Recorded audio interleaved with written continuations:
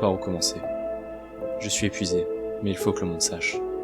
Tout a commencé à la sortie du cinéma, un film quelconque, sans saveur, dont l'histoire oubliera le nom. La lune brillait d'une lueur singulière.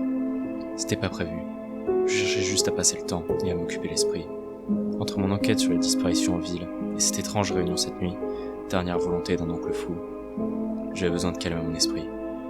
Le lieu de la réunion était étrangement introuvable sur mes cartes.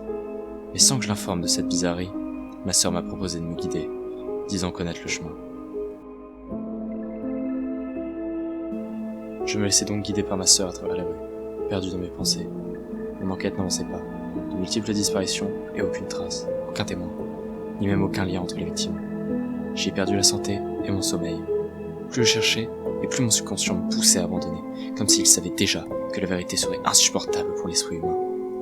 J'ai été tiré de mes pensées par la voix de ma sœur. Depuis combien de temps marchions-nous? Où étions-nous? Je n'avais pas la moindre idée. Tout semblait déformé. Peut-être était-ce dû à la fatigue ou à une raison que je peux même pas appréhender. Elle m'a dit: c'était pas si dur au final.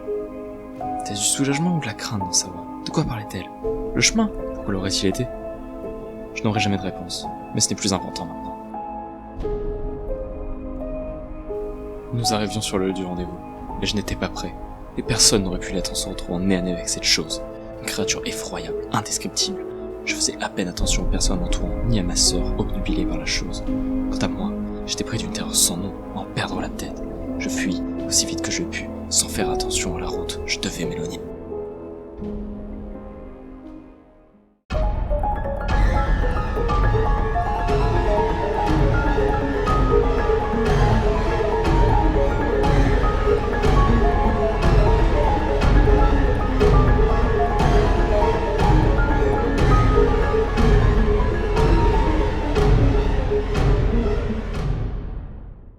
On m'a retrouvé effondré, dans une rue de la vieille ville.